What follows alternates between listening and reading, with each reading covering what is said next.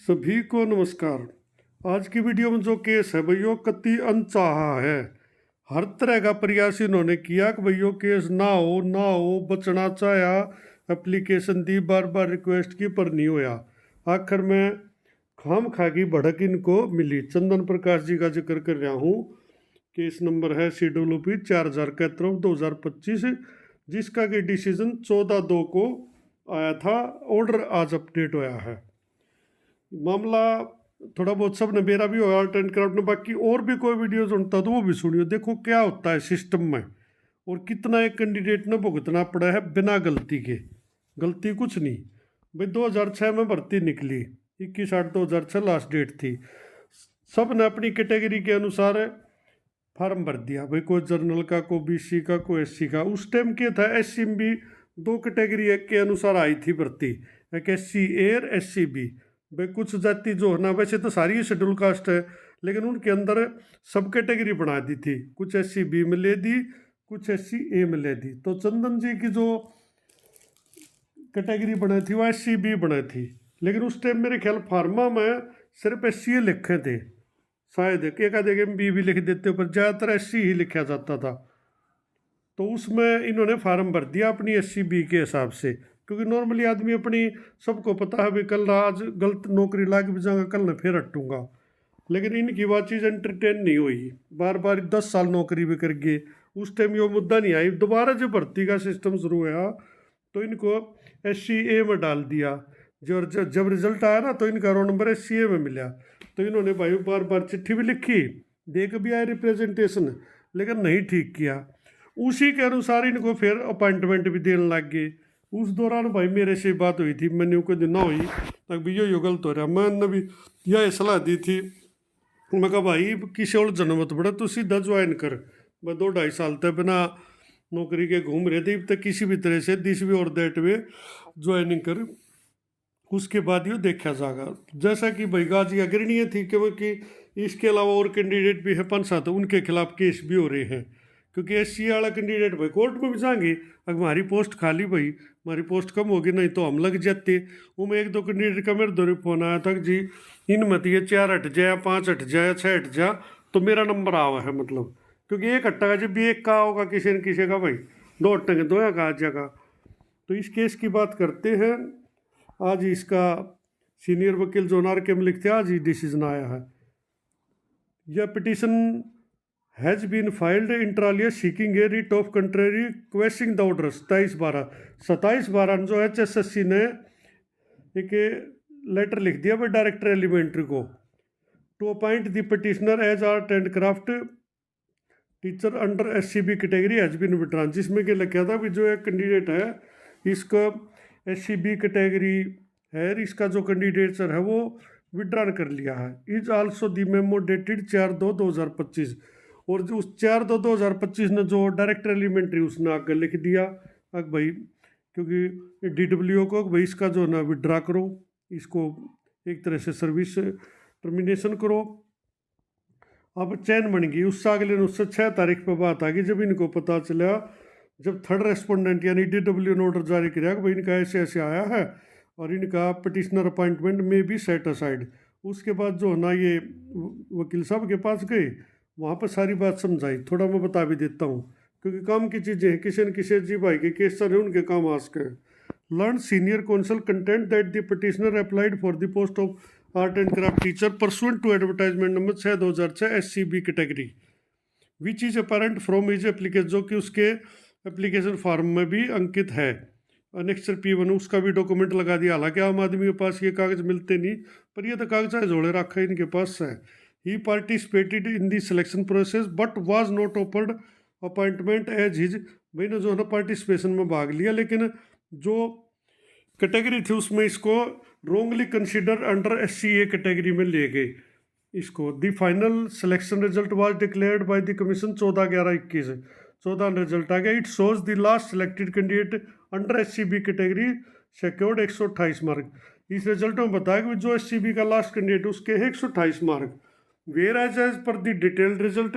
लेकिन जो detail marksheet result आया था जो HSSC ने डाला था, petitioner who had roll number, ये इनका रो नंबर दे रखा है, सिक्योर्ड 126 मार्क्स, 200 में से 126 इनके रिटन एग्जामिनेशन में और 10 इंटरव्यू, यानी इनके टोटल हो गए 136। ये मैंने पहले ही बताया था, डिटेल रिजल्ट में भी कर लिया, तो उसी के आधार पर इनका काम बना है। अब on coming to know about it he made representation to the commission dated 15/11, भाई 15/11/2000, अगले ही दिन भी देखा आई ये जाकर, अगर मैं इस कैटेगरी में क्यों डाल दिया, मेरा SC-B में डालो। और 26/11 ना फिर दोबारा देख आए, वो डॉक्यूमेंट भी कोर्ट में ला दिए, कोर्ट के सामने सब शीशा हो गया, इसलिए पहली तारीख पे यो इनके हक में दे दिया, क्योंकि डॉक्यूमेंट हो ना तो सारे काम होते हैं। और इसकी जो है ना SC-B कैटेगरी में नहीं है, जबकि SC-B की 128 थी, इसके नंबर 136 था, तो अकॉर्डिंग टू रूल 3 का तो दोनों कैटेगरी में होना था।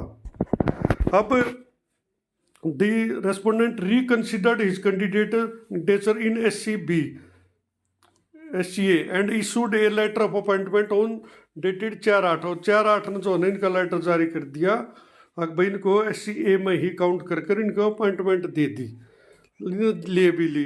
लेकिन उसके बाद ये 27/12 का लेटर जारी कर दिया और कह दिया कि इसके नंबर तो 123 है और SC-B में है, ड्यू टू लेसर मार्क्स इनकी जो है ना सर्विस टर्मिनेट की जाए।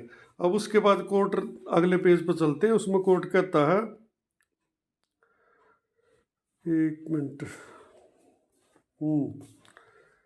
That the petitioner has scored 123 marks as SC-B category, where as per detail he scored 136 marks, which are more than those of the last selected candidate in his category, जो कि last selected से ज़्यादा।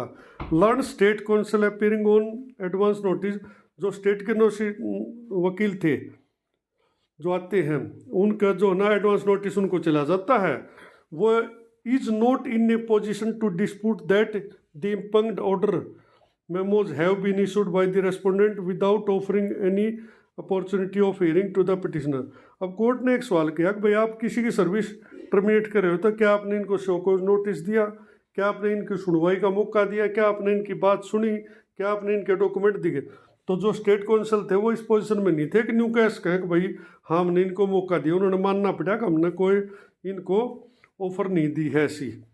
नोर could he dispute the marks secured by the petitioner, और ना वो petitioner के नंबरान है का खंडन कर पाए कि भाई इसके 123 नंबर है, 136 क्यों नहीं, कोई सबूत उनके पास था नहीं। तो बात यहाँ फंस गई।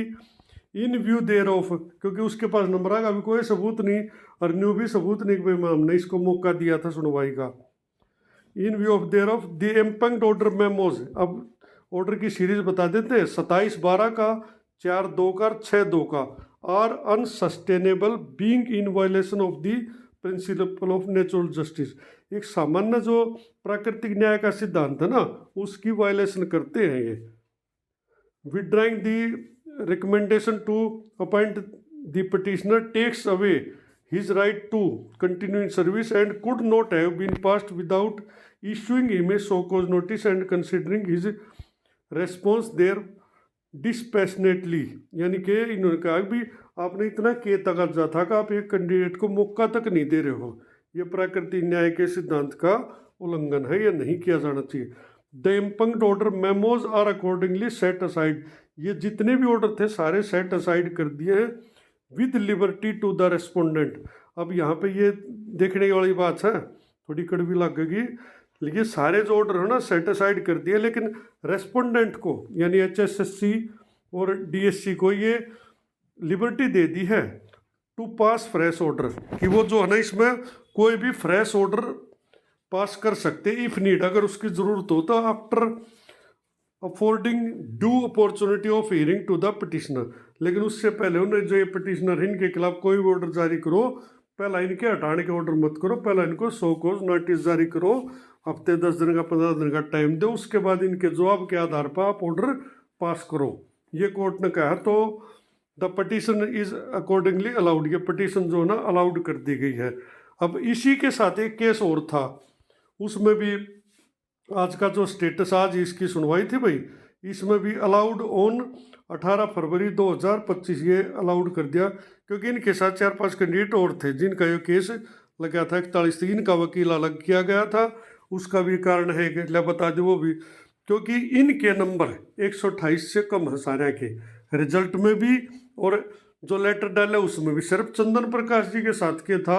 अगर उनके रिजल्ट में नंबर ज़्यादा थी, इसमें इन्होंने गलती से कम लिख दिए या जानबूझ के लिख दिया, कैसे भी लिख दिया। लेकिन इन कैंडिडेटा के साथ थोड़ी दिक्कत संभावित है, क्योंकि इनके नंबर ऑलरेडी कम है। इनमें अगर HSSC चाहेगा, सेम ऑर्डर फिलहाल तो ये पास हो गया, अलाउड भी होगी इनकी भी, क्योंकि एक मुद्दा इसमें सेम था, अलाउड इसलिए हुआ क्योंकि प्राकृतिक न्याय का सिद्धांत, क्योंकि मौका चंदन को नहीं दिया था, इनको भी नहीं दिया। अब इसमें हालांकि ऑर्डर अभी आया नहीं है, वो पढ़ कर फिर देखेंगे क्या होगा ऑर्डर, लेकिन एक प्राकृतिक न्याय के सिद्धांत के आधार पर इनको सेम कंसिडर कर लिया है। लेकिन इनका केस दूसरा बनेगा, चंदन जी से केस से भिन्न रहेगा, इनको दोबारा से कोर्ट में खड़ा होना पड़ सकता है। चंदन जी को तो गुंजाइश है नहीं, क्योंकि नंबर है, तो उन पर तो बताओ कैसे करेंगे। ईब के चले गए तो जुर्माना और लेकर आ जाएंगे, लेकिन इनके नंबर कम है, इनको समस्या आनी तय है। हालांकि मेरी सिर्फ ओपिनियन है, कोई भाई बुरा ना मानियो, लेकिन एक बात बता रहा हूँ, अगर उसको सरकार ने, कोर्ट ने सरकार को सिर्फ ये कहा है कि आप इनको एक बार मौका दो, उसके बाद फ्रेश ऑर्डर पास करो, तो इनकी भी पिटीशन जो ना अलाउड हो चुकी है, इस बात में कोई शक नहीं है। आज ही थी अर्जेंट में 113 नंबर पर 15 ने भी सुनवाई थी, 15 ने इसमें ये ऑर्डर आया भी था, ये भी दिखा देता हूँ मैं भी, चलो वीडियो तो होगी लंबी, पर 15/2 को ये ऑर्डर था। Learn senior counsel contends that this court has allowed the petition. इसमें उस चंदन वाला उदाहरण दे दिया था, CWP 4071 filed by the similar placed candidate seeking appointment, क्योंकि जो ना सेम कैंडिडेट थे वे इसी लेटर के आधार पर, क्योंकि लेटर तो दोनों का एक का था। Learned state counsel appearing on advance notice seek से short accommodation to get instruction. जिसने भी जो स्टेट के वकील आए उन्होंने छोटा नोटिस मांग लिया कि थोड़ी डेट दे दो, अब मैं इंस्ट्रक्शन लिया हूँ एडजन टू 18/2 को तो एडजन हो गया था। अब ये सेम केस जो ना अलाउड हो गया, लेकिन कई ने कहा है भाई इसके साथ ये भी हो गया, ऐसा कुछ नहीं है, सिर्फ प्राकृतिक जो न्याय का सिद्धांत है उसके आधार पर कोर्ट ने इन पर सेम फैसला दिया है, और HSSC को और DSC को लिबर्टी दी है कि वो इनके खिलाफ कोई भी फ्रेश ऑर्डर पास कर सकते हैं, लेकिन सारी डॉक्यूमेंट जांच कर इनको एक बार सुनवाई का मौका देकर, शो कॉज नोटिस देकर और उसका जवाब लेकर उसके बाद इन पर फ्रेश ऑर्डर जारी HSSC कर सकता है, कोई उन पर मनाही नहीं है। तो धन्यवाद भाई, बाकी फ़िलहाल के लिए भाई रात की खबर है, ये भी इनके खिलाफ HSSC फैसले में जाएगा, देखेगा, उसके बाद इनका रिकॉर्ड फिर जांच करेंगे भाई इनके नंबर आके चक्कर है, और जिसको क्लीन चिट देनी उनको क्लीन मिल जाएगी, जिनके खिलाफ फिर ऑर्डर पास करना उनके खिलाफ शो कॉज नोटिस आओगा उसी चैन से, पहले डायरेक्टर एलिमेंट्री को आओगा, वो DWO को बचेगा, DWO BO को, BO थे प्रिंसिपल को, DDO को, और वहाँ से जवाब इसी चैन के थ्रू वापस चला जाएगा। उसके बाद ये फिर मीटिंग में बैठेंगे, फिर देखेंगे इनने क्या जवाब दिया है, कि इनके डॉक्यूमेंट है, कितने नंबर है, उसके आधार पर इन पर दोबारा कार्रवाई हो सकती है। धन्यवाद भाई।